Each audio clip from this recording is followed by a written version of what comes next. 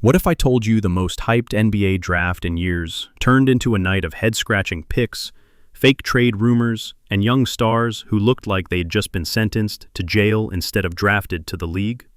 This year's draft was supposed to be explosive. We were promised blockbuster trades, shocking moves at the top, and maybe even a new contender built overnight. Instead, fans were left watching a string of picks that made no sense, rumors that fizzled out, and kids who looked downright miserable to be there. Let's break down why this draft night was so bizarre, and what happens next could flip the entire NBA upside down. Where were the big trades? For weeks, NBA insiders teased us with wild scenarios. The Dallas Mavericks might swing a deal to get Cooper Flagg while unloading baggage. The Spurs, sitting at number 2, could flip their pick for a star. The Sixers dangled their number 3 pick like bait, hoping to lure someone desperate enough to overpay. But when Commissioner Adam Silver finally stepped up to the podium, what did we get? Crickets. The big fireworks we'd all been waiting for never came. The only notable trade was buried all the way down at pick 10, and here's the kicker. Everyone knew about that one days before. So much for draft night chaos. Instead of mind-blowing deals, fans got awkward interviews, confused front offices, and a draft board that made less sense with every name that got called. If you think that's where the madness per flag gamble. Let's talk about Dallas first. They did what most people expected. They picked Cooper Flagg. It sounds simple, right? Best player on the board, future franchise piece, can't go wrong. But rewind just a little. This is the same front office that traded away Luka Doncic not long ago, a move that made their fan base furious. Nico Harrison, the GM, caught so much heat for that deal that taking Flagg felt less like genius strategy and more like an attempt to put out a wildfire with a garden hose. After making the pick, Harrison practically begged the media to stop roasting him. He basically said, "Hey, I got the number 1 guy. Can you all chill now?" The problem? Drafting Cooper Flagg doesn't erase the reality that Dallas stumbled into this pick because they blew up their previous core. They didn't mastermind some brilliant rebuild, they just lucked out by being bad enough to land the top guy. So is Flagg a generational talent who'll make Mavericks fans forget Luka? Or is Dallas about to repeat history, stuck in mediocrity, praying a single pick saves them? Time will tell, but Mavericks fans have learned to stay suspicious. Spurs stack another Rookie of the Year? Next up, San Antonio. The Spurs were expected to make a splash. Rumors flew that they'd flip the number 2 pick for a haul of proven talent. But when the clock ran down, they stayed put and picked Dylan Harper, a guard who's electric with the ball in his hands, but has the same holes in his game as guys they already have. It's almost like the Spurs are playing NBA 2K and forgot they can't clone players in real life. They just drafted Rookie of the Year Steph Castle last year, and they've got De'Aaron Fox, 2 guards who slash to the rim but can't shoot the lights out. So why double down with Harper? The only way this makes sense is if Harper is so good that he makes the other 2 redundant, or they're planning to move one of their young pieces. Here's the twist. If Harper wins Rookie of the Year, the Spurs would pull off an insane three-peat. Back-to-back-to-back Rookies of the Year. That hasn't happened since, well, almost never. Stacking awards is cool. Building a coherent roster? That's a whole other story. If San Antonio doesn't balance out this backcourt, they could end up with 3 talented guys stepping on each other's toes, and no clear leader to carry. Philly's 2-timeline nightmare. Philly's front office might be the biggest head-scratcher of the night. They openly shopped their number 3 pick to anyone who'd answer the phone. But when the dust settled, they still had it. And they used it on VJ Edgecomb, a solid young piece with a lot of upside. On paper, that sounds fine. But look closer. Philadelphia is trying to pull off a 2-timeline rebuild. They're running out an aging superstar core, Joel Embiid and Paul George, both on the wrong side of 30, next to fresh faces like Tyrese Maxey, Jared McCain, and now VJ. 2-timeline rosters rarely work. Just ask the Warriors, who tried it with their old Big 3 and young guys like James Wiseman. It fell apart fast. You can't win now and plan for tomorrow at the same time, at least not in a league this ruthless.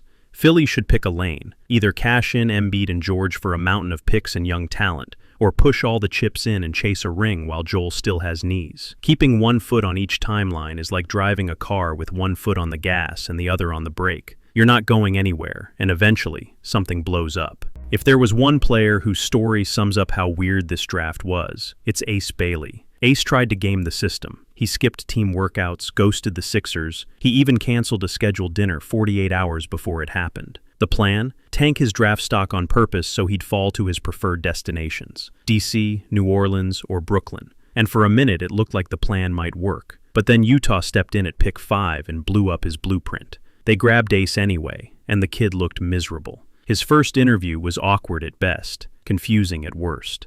When asked how he felt about going to Utah, he gave an answer that sounded like a corporate press release. No emotion, no excitement, just vibes of, well, it is what it is. Ace might be insanely talented, but starting your career in a place you didn't want after you played games to avoid it, that's not exactly setting yourself up to succeed. What happens if he refuses to buy in? Utah just spent their top pick on a guy who's already had a generation that doesn't smile. If you watch draft night closely, you probably noticed something strange. Some of these kids looked genuinely bummed out when their names got called. Colin Murray is a perfect example. Toronto called his name, and he looked like someone told him his dog ran away. He dropped an F-bomb on live TV. His girlfriend hugged him like they were at a funeral, not the NBA draft. What happened to the days when these guys bawled their eyes out, hugging their moms while the confetti fell? Here's what's changed: money. Today's top prospects are already millionaires before they ever put on an NBA jersey. NIL deals, sponsorships, shoe contracts. They're banking checks bigger than some rookie salaries before they even leave college. So when draft night rolls around, it's not the life-changing moment it used to be. Now it's just another bag, sometimes with a team you don't even want. Does that mean these kids are entitled? Maybe. Or maybe the system created a new normal. One where making the NBA isn't the final dream, but just the next step in a business plan.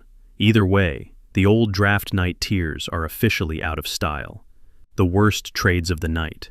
Just when you thought it couldn't get more confusing, a couple of teams stepped up to prove you wrong. The Pelicans made one of the dumbest moves in recent memory. They traded up from 23 to 13 to grab Derek Queen.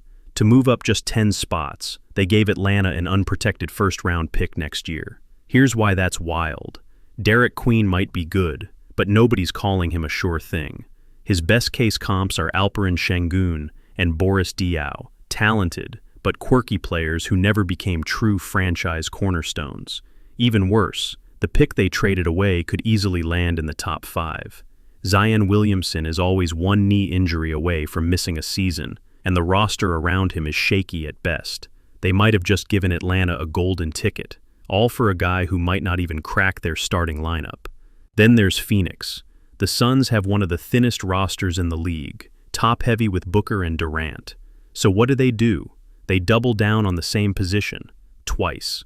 First, they draft K-Man Malik, a young center with amazing character but big question marks about his game.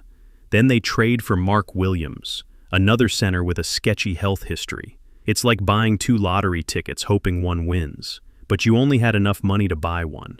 If both guys pan out, great. If they don't, Phoenix just wasted some of the few assets they had left. Portland's wild card, Hansen Yang. If you needed proof this draft had no logic, Portland delivered it with style. At pick 16, they grabbed Hansen Yang, a 7'1" center from China who most mock drafts had going 30 picks later. One anonymous exec called it the wildest pick I've ever seen. Yang immediately ran over to hug Rich Paul, his agent. A smart move, considering he might need Paul's help to survive the media circus. This isn't just about Yang. It's about what Portland sees that everyone else doesn't. When a franchise reaches this far out of left field, it's either genius or career-ending. He's already being called the Chinese Porzingis, which might be the biggest blessing and curse you could slap on a young international player. If he turns out to be even half as good, Portland looks brilliant.